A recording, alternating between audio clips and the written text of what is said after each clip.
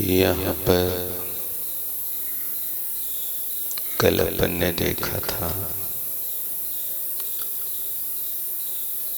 जिस जीव के पास भी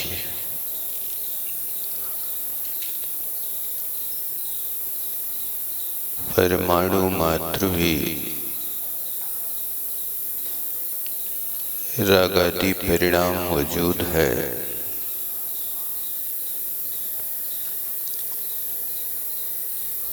वो अपनी आत्म स्वरूप को नहीं जानता।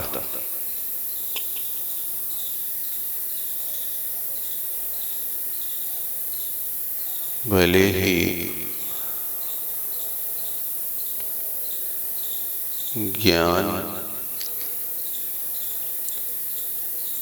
का भंडार हो, लेकिन रागादि परिणाम मौजूद हैं, तो उस परिस्थिति में वस्तु स्वरूप को नहीं जान पाता। सर्वागम का अर्थ देखो, अमृतचंद स्वामी ने किया था, श्रुत केवली कल्पोपि।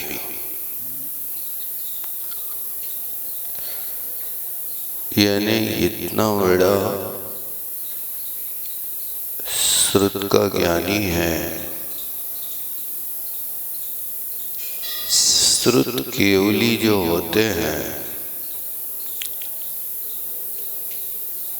उनके लिए पूरा का पूरा द्वादशांग का ज्ञान होता है।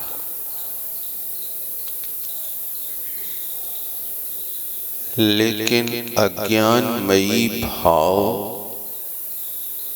जहाँ मौजूद है, उस अज्ञानमयी भावों की उपस्थिति में उसके पास ज्ञानमयी भाव नहीं हो पाता है, क्योंकि इन सब चीजों को पाने के लिए कोई अलग कला होती है। इतना स्पष्ट आचार्य भगवान ने कहा। इसी बात को यहाँ पर जयसेन महाराज कुछ और विशेष व्याख्यान करते हैं। कहते हैं, सुसंवेदन ज्ञान बली ने सहजानंद एक सुहावा। 278 पृष्ठ पर जयसेन स्वामी की पहली लाइन देखें। सुसंवेदन ज्ञान के बल से सहजानंद की एक अनुभूति होती है। सुसंवेदन का अर्थ होता है अपना निजी का ज्ञान करना। सारी दुनिया की बातें जानते हैं, लेकिन अपने विषय में कुछ नहीं जानते हैं।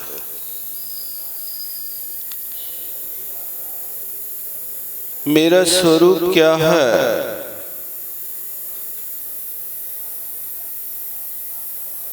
इसके विषय में आज तक अपरिचित रहे,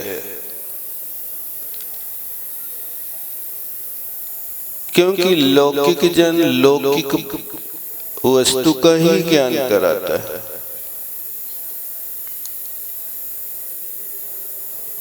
उन महापुरुषों की संगति नहीं की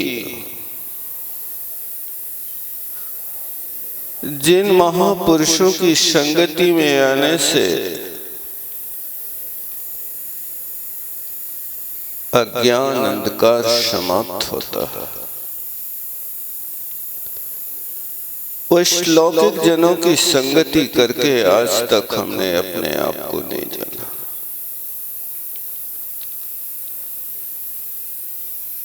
आज तक हमने दुनिया को समय दिया लेकिन अपने लिए समय नहीं दिया। लोक के सारे कार्यों को करने के लिए हमारे पास समय होता है लेकिन अपने लिए समय नहीं होता है। कोशिश करें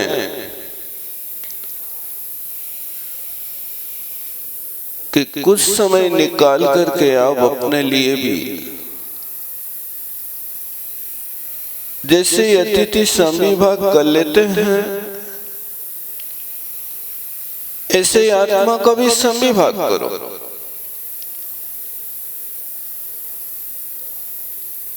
अब ज्यादा नहीं दे सकते तो कोई बात नहीं, 1 घंटे में कम से कम 10 मिनट अपने लिए देने की कोशिश करो। 1 घंटे आपने काम कर लिया,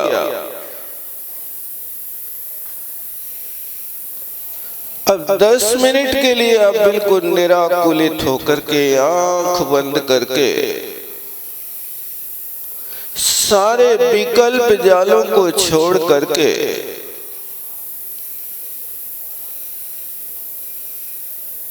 कुछ पूछो कि हे आत्मन,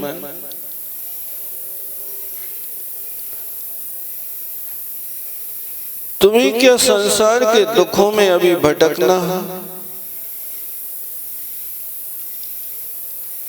यदि संसार के सुख को ही तुमने सुख मान लिया है तो मोक्ष मार्ग के सारे रास्ते बंद हो गए। आपने इसी लौकिक कार्य में और संसार के कार्यों में रहना पसंद कर लिया है तो फिर आप दूसरे कार्य करना पसंद नहीं करेंगे। ऐसा होता भी है, लिखा है नीतिकारों ने, तिल तेल मयि मिष्टम येन दृष्टम घृतम क्वापि अविदित परमानंदो स ये विषय बदति रमणीय। कहते जिस व्यक्ति ने अपने जीवन में कभी घी का दर्शन नहीं किया,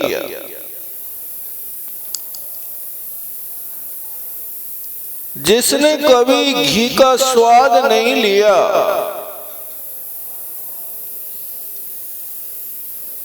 उस व्यक्ति के लिए तिली का तेल ही घी जैसा लगता है। तिल तेल मेव यष्टम, वो तिली के तेल को ही घी मान लेता है। अब उसके सामने कोई घी ला करके भी रखे तो भी घी को खाना पसंद नहीं करता।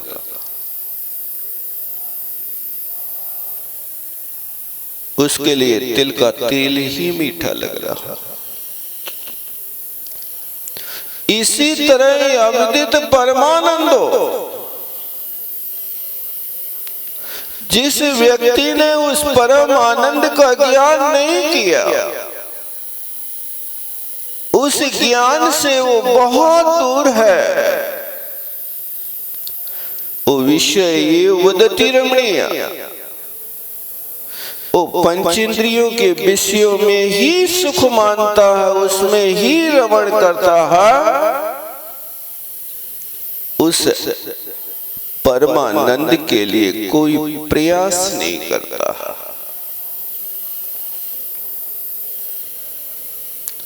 बस यही कारण है कि आज तक उस परम आनंद को, उस परम सुख को हमने कभी जानने की कोशिश भी नहीं की। इसलिए आज तक हम इस संसार के सुख को ही सुख मान रहे हैं। लेकिन थोड़ा सा आप आत्मिक सुख की ओर दृष्टिपात करेंगे तो सुख के आगे आपके लिए संसार के सारे सुख फीके नजर होने लगेंगे। इसलिए लिखा देखो आचार्य महाराज ने कि हे आत्मन, सुसंवेदन ज्ञान भले न, आप दूसरे का वेदन तो कर रहे हो लेकिन अपना वेदन नहीं कर रहे हो। भगवान की स्तुति करते समय लिखा ना वहां, हे परमात्मा सकल गे ज्ञाय तदपि निजानंद रसली। पढ़ा कभी आप लोगों ने? दर्शन पाठ में है ये पंक्ति, शायद दर्शन पाठ के हैं, वही दर्शनी पाठ के है ना। कहते हैं कि आप सकल गे ज्ञाय, संसार के जितने पदार्थ हैं उन सब पदार्थों के आप ज्ञायक हैं, जान रहे हैं, लेकिन सकल गे ज्ञायक होकर के भी निजानंद रसली, अपने आनंद आत्मिक आनंद का रस ले रहे हैं। संसार के कोई भी पदार्थ में सुख नहीं खोज रहे आप। हमारी दशा कैसी है उससे विपरीत है। अब शक्ल को थोड़ा सा बदल लेना यार। अभी वहां अरहंत भगवान की स्तुति में सकल के साथ में मालूम कौन सा सा है? दंत सा, सड़क वाला सा।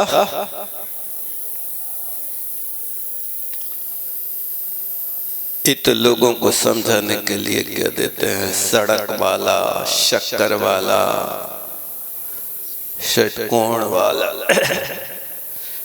जो बेचारे भाषा से परिचित नहीं है इसलिए उनको ऐसा कह देते हैं। आप भाषा से परिचित होंगे तो फिर सड़क का सा नहीं कहेंगे, दंत सा कहेंगे, क्योंकि उस सा का उच्चारण जब भी करते हैं तो दांतों से जिह्वा टच हो जाती है, इसलिए उसको कहते हैं दंत सा। और शक्कर के सा को तालब सा कहते हैं। जब उसका उच्चारण होता है तो तालू के ऊपर जिह्वा का स्पर्श होता है। जहां चा, छा, जा इनका उच्चारण करते समय जहां जिह्वा स्पर्श कर लेती है उस स्थान को तालु स्थान कहते हैं। इसलिए शक्कर वाले शा को तो हिंदी में पहली क्लास में समझाने वालों के लिए था, लेकिन अब वो धाड़ा चल गया कि बड़ी बड़ी सभाओं में भी वो सड़क का सा और सक्करई का सा कहना पड़ता है। इसलिए उस सा को बोलते हैं तालब सा। आप लोगों को याद रहे तो रख लेना। और षटकोण वाले सा को बोलते हैं मूर्धन्य सा।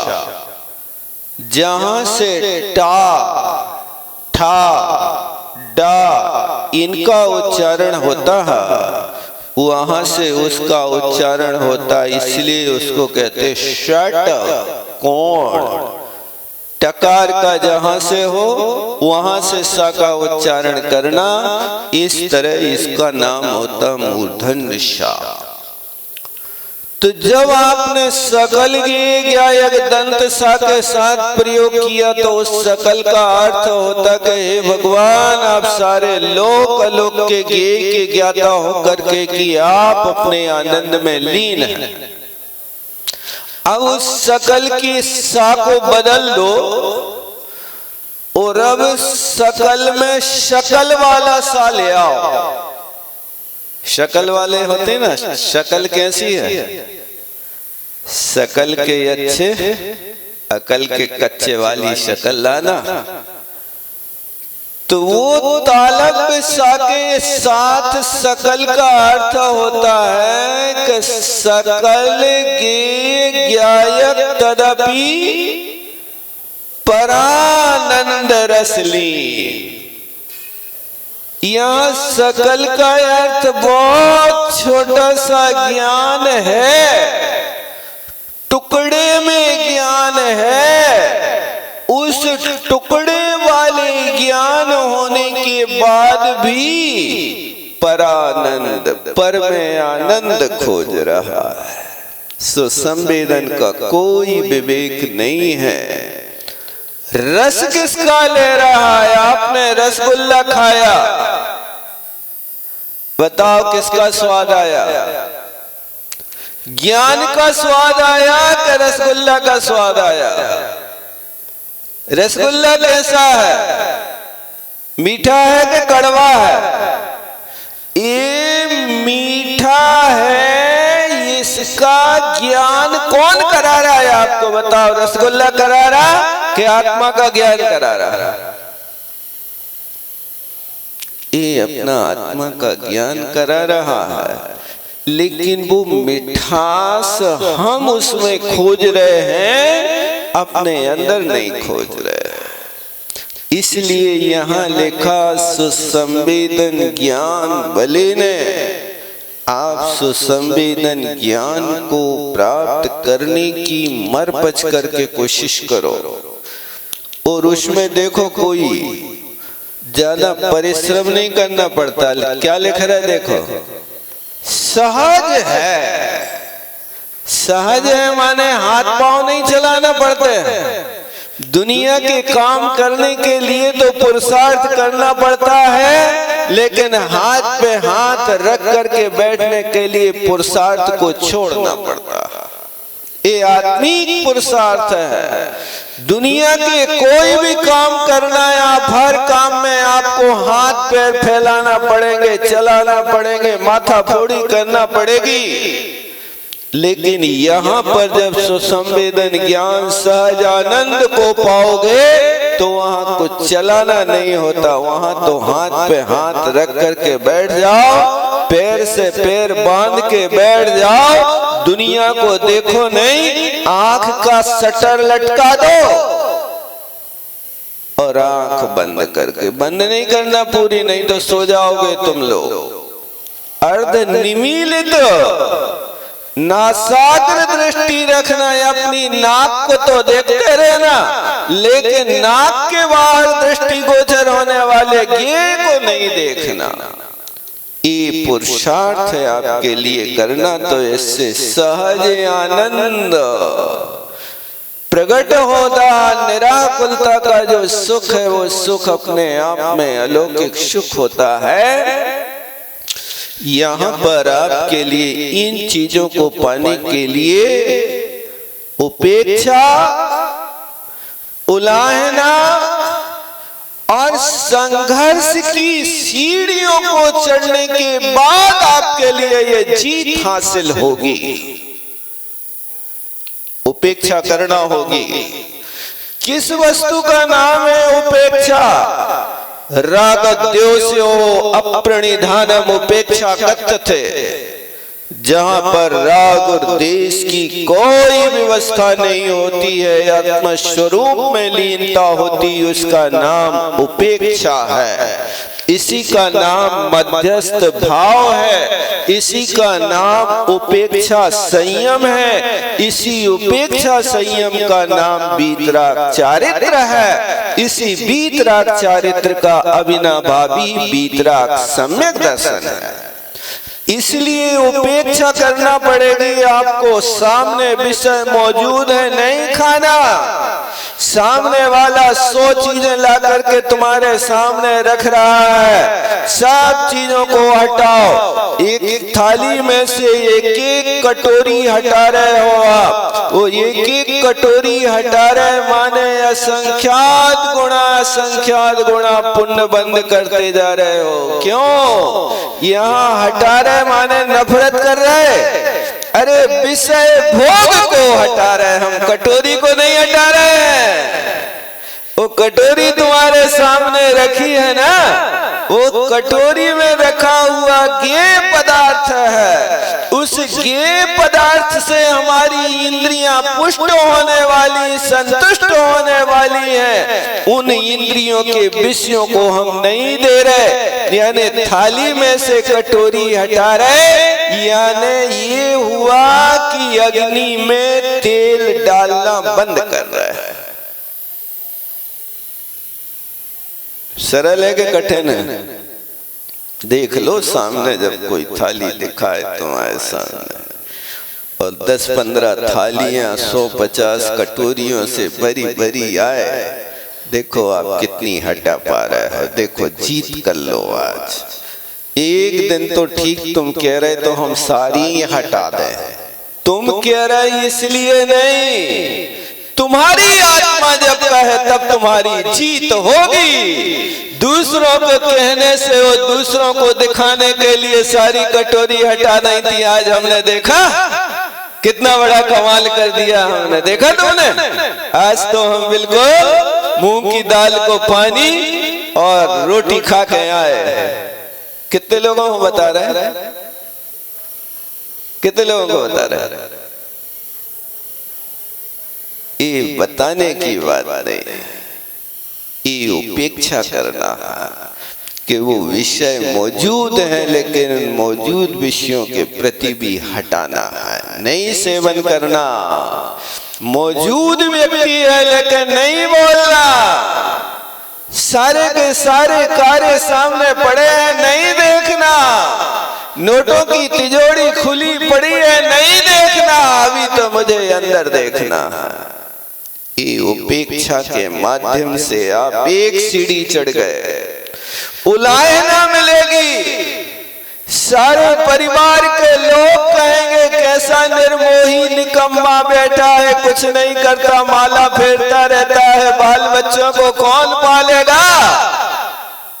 कह देना तुम चिंता मत करो, तुम भी मत पालना, उनका भाग्य होगा तो वे पल जाएंगे, कोई किसी को पालने वाला नहीं। तुम कैसे पालने का अहंकार पाल रहे हो भैया? आप देख लो जिन राजघरानों में बच्चे पैदा हुए वो दुश्मन उठा के ले गया। ये प्रद्युम्न कुमार जी के जीवन में देख लो आप, जन्म होते ही राजघराने में उत्पन्न हुआ और यहाँ उत्पन्न होते ही 3 खंड के अधिपति के यहाँ पुत्र रत्न पैदा हो गया। राजमहलों में से भी बेटा पैदा हुआ और गोल हो गया।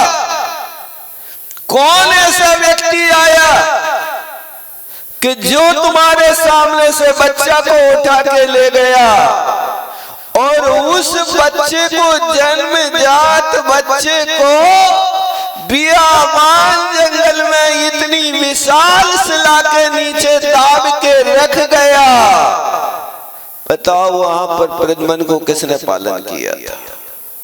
कौन ने रक्षा करी थी? तुम कर्तृत्व बुद्धि में मरे जा रहे हो। मैं नहीं पालूंगा बच्चों को तो बच्चों का क्या होगा, घर का क्या होगा?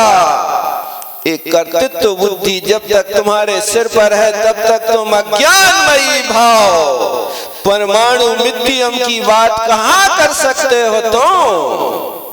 वो कर्तृत्व बुद्धि को छोड़ो, इन महापुरुषों की कहानियां देखो आप, क्या क्या इनके जीवन में घटित हुआ। शिला के नीचे दाब दिया जैसे स्थान थे कि जहां मनुष्यों का अगम्य क्षेत्र था, मनुष्य जाते ही नहीं थे। लेकिन फिर भी पुण्यवान नर जहां जहां जाए तहां तहां आदर होत बनाए। पुण्य पुरुष जहां पहुंच जाते हैं वहां उनकी रक्षा हो जाती है। उस जंगल में भी शिला के नीचे पड़े, उस शिला के नीचे पड़े होकर के भी वहां पर आ गया। भाग्य अच्छा था सो कोई तो आ गया। माई बाप नहीं पहुंचे, परिवार के नहीं पहुंचे, कोई दूसरा व्यक्ति नहीं पहुंचा। विद्याधर की नगरियों से चल करके राजा काल संबर क्रीड़ा करने आ गया और काल संबर ने वहां पर हिलती हुई दिशा को, उस शिला को देखा। ये क्या कारण है, शिला क्यों हिल रही है? उस शिला को हटा करके देखा तो वहां किलकारी भरता हुआ रो नहीं रहा था। माँ माँ माँ नहीं रो रहा था। वो तो आनंद लूट रहा था, सुसंवेदन ज्ञान पा रहा था, तद वह मोक्षगामी पुरुष था। शिला हटा करके देखा, अरे गर्भ जन्म होने वाला जीव यहाँ समूर्छन जन्म जैसे कैसे दृष्टिगोचर हो गया, अपने आप कहाँ आ गया? अभी तो संतान गर्भ से पैदा होती थी, इस शिला में से पैदा हो गया। क्या कहोगे? मानोगे समूर्छन जन्म? नहीं, एक गर्भ जन्म वाला ही पुरुष है, लेकिन किसी बैरी ने अपना बदला ले लिया। कर्म के फल कैसे कैसे भोगना पड़ता है। शिला के नीचे दबना पड़ा, दबाया था किसी व्यक्ति को पूर्व जमाने में, पूर्व समय में, कि मैं सबल हूं, तू निर्मल है। उसकी पत्नी का हरण कर लिया था। उसकी पत्नी के हरण करने का इसने महल में उसको दबाया था, छिपाया था। उस व्यक्ति ने जिसकी पत्नी का हरण किया था, उसने प्रद्युम्न को जन्म होते ही बियाबान जंगल में शिला के नीचे छिपा के रखा था। किसी की वस्तु को छिपाई है तो तुम्हें भी वो छिपा छिपा करके तड़पाएगा। इसलिए छिपाना नहीं कोई वस्तु। कई लोग बहुत छिपाने का काम करते हैं। घरों में बहुत छिपा छिपकुल चलता ना, नहीं चलता? होता है। घर में 10-5 परिवार के लोग होवे, 10-20 परिवार, 10-20 लोग घर में रहते होवे, तो कछु नहीं मिले छिपावे के लाने, तो अच्छी सब्जी आई है तो खत्म न हो जाए, तो कई लोग एक कटोरी अपने लाने पहले से पेटी में रख देते। नहीं रख देते? आप लोगों की बात नहीं है, आप लोग तो नहीं करते होंगे, लेकिन हमने तो देखा और सुना है ऐसा, और ये हो जाता है। ध्यान रखना कि वो छिपाने का काम कर रहे, तो प्रद्युम्न ने भी दूसरे की पत्नी को छिपाया था, तो उसको कहाँ छिपाया गया देख लो। ये उसने पूर्व भाव में छिपाई थी उसकी पत्नी को। उसका फल ये हुआ कि इसने आकर के इस भाव में ये फल लिया। इसलिए एक कर्तृत्व बुद्धि को हटाने की कोशिश करो जो तुम्हारे अंदर होता कि मैं सब कुछ कर रहा हूँ, मैं सब कुछ कर रहा हूँ। यहाँ पर इन पुरुषों के ऊपर दृष्टिपात करोगे तो अपने आप में तुम्हारे अंदर का उद्वेग शांत हो जाएगा कि वहां पर उस प्रद्युम्न कुमार को कौन ने पालन किया था भैया, कौन सी माँ ने दूध पिलाया था, किस व्यक्ति ने वहां पर उसके लिए लोरियां सुनाई थी। वो तो भाग्य था कि वहां पर आकर के पुण्य उनको खींच के लाया और काल संबंध ने जाकर के उनका पालन कर लिया। 16 बरस तक यहाँ माता पिता खोजते रहे, पता नहीं चला। एक पोस्टमैन के माध्यम से पता चला। कौन सा पोस्टमैन था? नारद जी थे, और नारद जी ने वो पता लगा लिया और रुक्मणी से कहा तुम चिंता नहीं करो, मैं प्रद्युम्न का पता करके आऊंगा। और वे गए और यहाँ वहाँ जाकर के खोज करके कोई मुनि महाराज के चरणों में विराजमान होकर के कहा भगवान यहाँ के वासुदेव अर्ध चक्रवर्ती विराजमान है, उनका बेटा गुम गया, बताओ कब आएगा, कहाँ मिलेगा? उनने कहा कि 16 वर्ष के बाद आएगा, अभी नहीं आएगा। ये ऐसे निधत्ती निकाचित कर्म सत्ता में पड़े थे और ये कर्म बस इनको समझते नहीं और ऐसे हमेशा करते रहते, एक दूसरे के साथ इनका ऐसे ऐसे कर्म भोगना पड़ते हैं। तो वहां पर ये उलाहना भी सहन करना पड़ती है। लोग कहेंगे तुम कुछ नहीं करते। हाँ भैया मुझे कुछ नहीं करना है, मुझे तो अपना काम करना है, बस मुझे करने दो।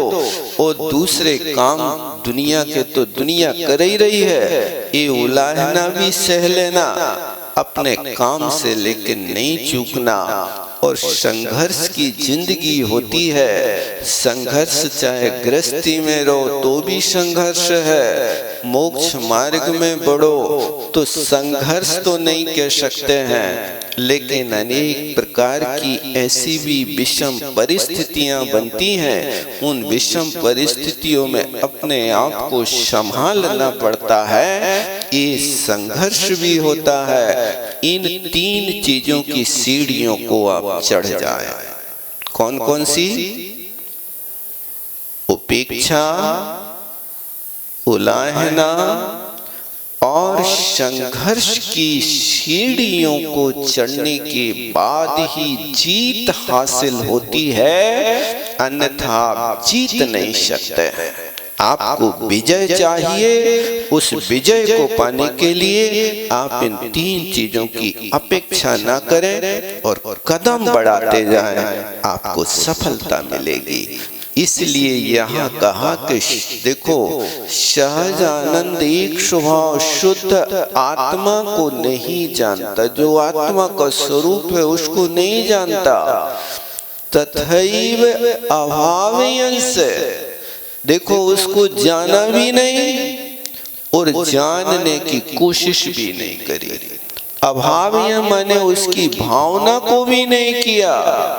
ऐसे शुद्ध आत्मा से भिन्न रागादि रूप अनात्मा को भी नहीं जाना। जिसने उसको नहीं जाना सो वो पुरुष जीव अजीव के स्वरूप को नहीं जानता हुआ कथम सम्यक दृष्टि भवति, वो सम्यक दृष्टि कैसे हो सकता है? ना कथमपि, नहीं हो सकता।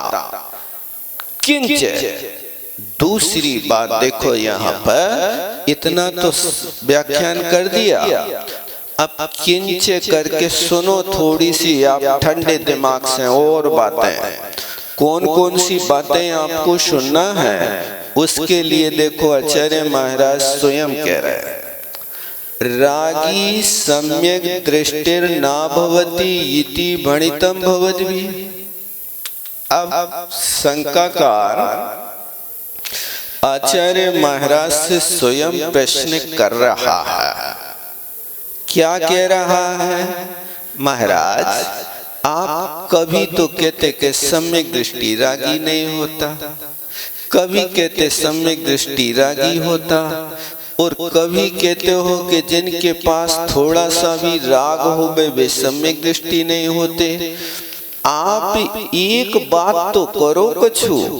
देखो, अनेकांत की पद्धति को समझने के लिए वही बात यहाँ पर किस अपेक्षा से कही जा रही है, उसी का किस अपेक्षा से निषेध किया जा रहा है, उसको आपको पकड़ना पड़ेगा।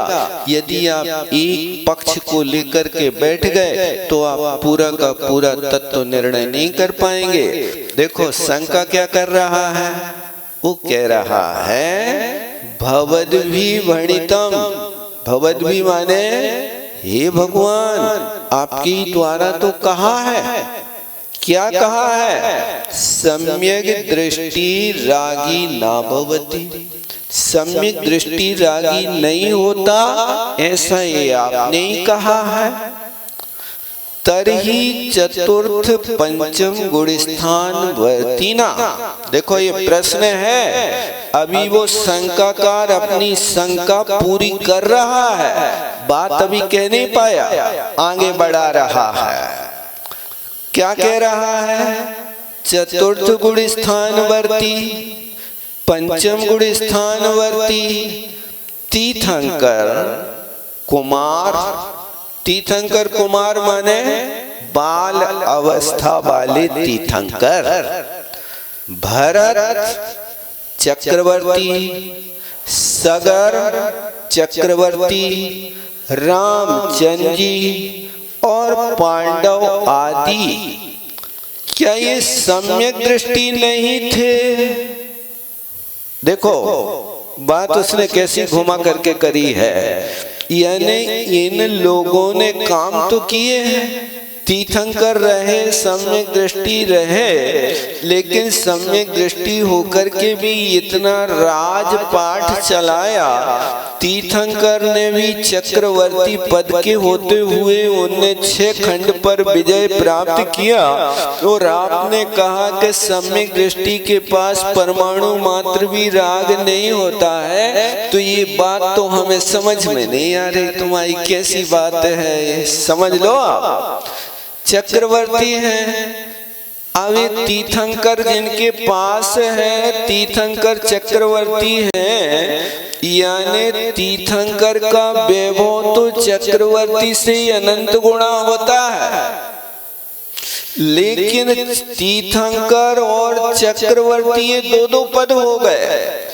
तो तीर्थंकर की व्यवस्था अपने आप में एक अलौकिक व्यवस्था, दुनिया से हट करके व्यवस्था होती। वे चक्रवर्ती ना भी हो, मैं चक्रवर्ती के पास तो जब चक्र रत्न की प्राप्ति होती है तब देवता लोग इनकी सेवा में उपस्थित होते हैं। लेकिन तीर्थंकर के तो जन्म होने के पहले, गर्भ में आने के पहले ही देवता लोग किंकर बन जाते हैं। सुना कि नहीं सुना? 6 महीने पहले से देवता लोग जिनकी सेवा में उपस्थित हो जाते हैं, यहाँ आकर के नगरियों की रचना कर देते हैं और जहाँ जन्म लेना है उस नगरी को दुल्हन की तरह ऐसी सजाते हैं कि आप कल्पना करोगे कि जहाँ एक पल में ऐसे हजारों कोसों के काम करने में, ऐसे देवता लोग गर्भ में आने के 6 महीना पहले तक उस नगरी को क्या सजाया होगा उस व्यक्ति ने, बताओ कुबेर ने क्या किया होगा। आप कल्पना करो कि जो एक क्षण में सारे जम्बू द्वीप की चीजों की रचना कर देवे और उस व्यक्ति को 6 महीना लगे तो क्या किया होगा बताओ। अपने लिए अवक्तव्य है, कभी तीर्थंकर के जमाने में अपन उत्पन्न हो फिर देखें सगी आंखों से, दूसरों की बात सुनेंगे नहीं, अपनी आंखों से देख करके फिर पता करेंगे कि उनने उस नगरी के साथ में कैसा कैसा क्या क्या काम किया होगा 6 महीने तक, और कैसे रत्न बरसते होंगे, क्या होता होगा, कैसी मूसलाधार 3.5 करोड़ रत्नों की एक बार में बरसती होगी, और वो फिर किस तरह से क्या व्यवस्था। ऐसे तीर्थंकर के लिए तो जन्म से पहले ये व्यवस्थाएं मिल जाती हैं, लेकिन चक्रवर्ती को तो बहुत समय के बाद। देखो शुभम चक्रवर्ती का कथानक पढ़ो कि जब वे परशुराम के सामने गए हैं तो उस समय तो ऐसे रोटी खाने के लिए गए लाइन में लग करके, नहीं गए थे, चक्रवर्ती बन के गए थे, कोई देवता थे उनके पास नहीं, वो तो सामान्य लोगों का भोजन हो रहा था। सो तुम भी यहाँ भोजन करने आ गए, बस वो भोजन नहीं कराया जा रहा था, वहां तो दुश्मन को पकड़ने की कोशिश की जा रही थी। और जो भी आएगा पहले दांतों से मिलेगा, थाली में रखे हुए दांत, बाद में उसको खीर खाने को मिलेगी। इस गेट से पार करेगा, एक एक व्यक्ति उस गेट पे वहां पार करने के पहले दांतों को निरीक्षण करेगा, और जिस व्यक्ति के देखते हुए दांत थाली में रखे खीर बन जावे वो ही उनका दुश्मन है, उसी को पकड़ के सूली पे चढ़ा दो। ये परीक्षण चल रहा था। तो ये तो सामान्य व्यक्ति बन के आए थे, कौन सी वहां पर देवता इनके लिए सहायक थे। लेकिन तीर्थंकर का अलग वैभव होता, इसलिए ने ये प्रश्न किया कि भरत, सगर और राम, पांडव आदि ये क्या सम्यक दृष्टि नहीं थे? इति ऐसा प्रश्न कर रहे हो तो सुनो। देखो आचार्य महाराज अच्छे से समाधान कर रहे, ठंडी पट्टी रख रहे हैं, गर्मी बड़ी है ना। अब सुनो क्या कह रहे, तन्ना अरे समझता नहीं, ऐसा नहीं है। कैसा है बताओ महाराज। कहते मिथ्या दृष्टि अपेक्षा। अब देखो आचार्य महाराज अध्यात्म को छोड़ करके अब उसको सिद्धांत से समझा रहे हैं, क्योंकि समझ रहे हैं कि अध्यात्म से सारी चीज नहीं समझ पाएगा है, इसलिए अब इसको थोड़ी सी घुट्टी सिद्धांत की पिलाओ। अब आचार्य महाराज कर्म कांड को लेकर के आ रहे कि यहाँ कौन सा सम्यक दृष्टि कितनी प्रकृतियों का बंद कर रहा है, क्या हो रहा। तो कहते मिथ्या दृष्टि की अपेक्षा त्रिचत्वारिंशत् प्रकृतीनां बंधा भावा सराग सम्यक दृष्टयो भवन्ति। सुनो, बहुत अच्छी बात कह रहे हैं।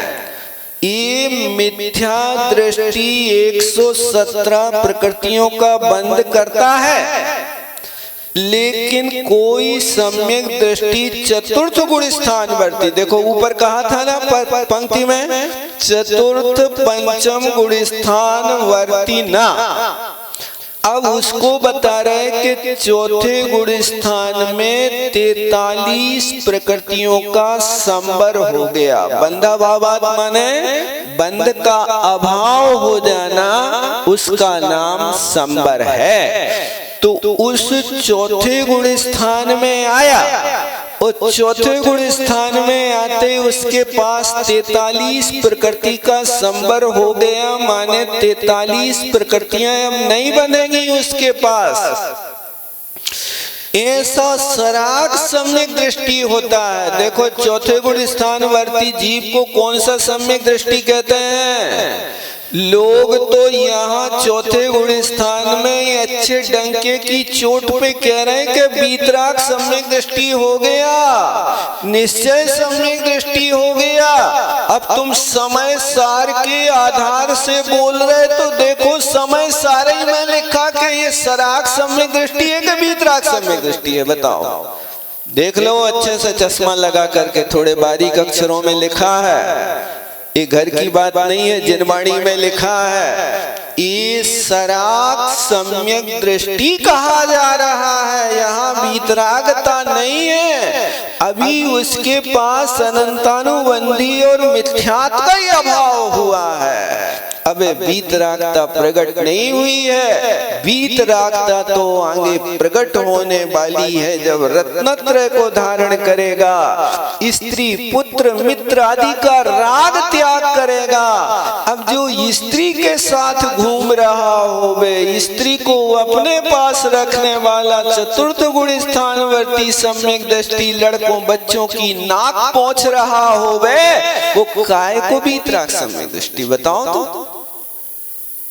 वीतरागता तो वहां से है जहां सारे के सारे स्त्री पुत्र मित्र आदि का राग छूट गया और रत्नत्रय को प्राप्त कर लिया।